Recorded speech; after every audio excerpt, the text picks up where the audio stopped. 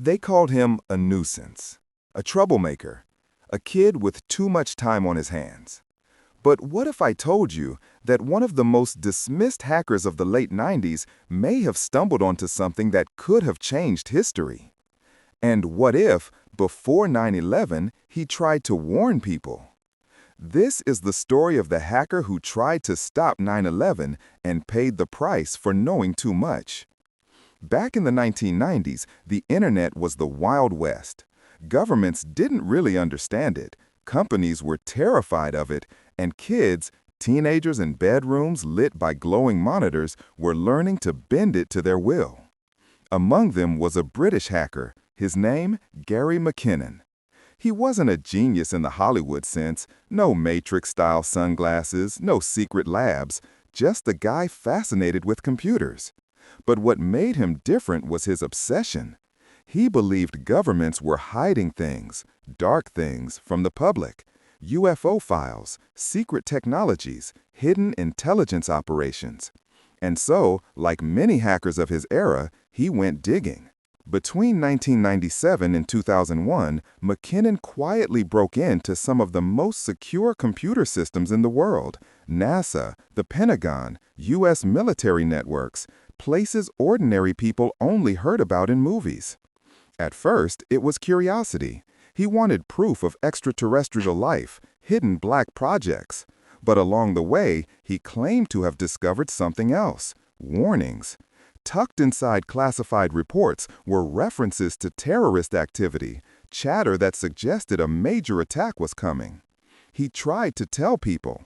He claimed he saw intelligence about airplanes, about targets. He even said that the information was obvious, that if the U.S. had looked more closely, they would have known.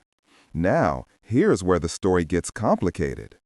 After 9/11 happened, investigators traced unusual activity in government networks right back to McKinnon. They said he caused damage, deleted files, shut down systems critical to national security. He swore he didn't. What he admitted was simpler. Yes, he broke in, but only to look, to find the truth. And when the world changed on that Tuesday morning in September, the government needed someone to blame. McKinnon suddenly wasn't just a hacker anymore. He was branded one of the biggest threats to American security. The U.S. accused him of causing nearly $1 million in damage to their systems. They wanted him extradited from Britain to face trial. If convicted, he was looking at 70 years in prison. 70! Think about that. A man sitting in a small North London apartment working off a dial-up connection, accused of breaching the most powerful military in the world. But in McKinnon's telling, it wasn't about destruction. It was about prevention. He claimed he tried to warn authorities, tried to speak out about what he'd seen, clues that a massive terrorist operation was being planned. He believed that if someone had listened, 9/11 might have been stopped. Now, here's the question that lingers: was he telling the truth?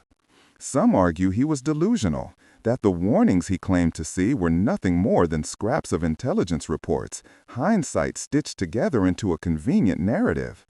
Others say he was a conspiracy theorist who projected meaning onto meaningless data. But there are those, quiet voices, who suggest he wasn't entirely wrong. Because the U.S. intelligence community did, in fact, receive multiple warnings before 9/11, from foreign allies, from their own analysts, even from field agents. The problem wasn't lack of data, it was that nobody connected the dots. So what if McKinnon had stumbled onto one of those unheeded warnings? What if he really had seen pieces of the puzzle that were ignored? For years, his legal battle consumed him. The extradition process dragged on. Human rights lawyers got involved. Even celebrities campaigned to protect him, arguing that what he did, while illegal, was not terrorism. McKinnon himself grew more fragile. He was diagnosed with Asperger's syndrome, and his supporters argued that throwing him into an American supermax prison would be a death sentence. Finally, in 2012, after more than a decade of uncertainty, Britain blocked his extradition. On humanitarian grounds, they said. he would never be sent to the U.S. And so he vanished from public life. No prison bars, but no redemption either. Here's the thing. History isn't always written by the powerful. Sometimes it's written by the overlooked, by the people who sit in dimly lit rooms, scrolling through screens of data, seeing patterns no one else sees. Maybe Gary McKinnon was nothing more than a curious hacker who got in over his head. Maybe his story about trying to stop 9/11 is just the desperate plea of a man facing decades behind bars. Or maybe, just maybe, he was the warning nobody wanted to hear. When we look back at tragedies like 9/11, it's easy to imagine that the signs should have been obvious, that someone should have connected the dots. And maybe someone did. But warnings, even when true, are useless if ignored. In the end, McKinnon's story is not just about hacking. It's about a haunting question that lingers over history itself. How many times have we been warned and chosen not to listen? This was the story of the hacker who tried to stop 9/11. What do you think? Was he a prophet ignored, or just a myth we built after the fact?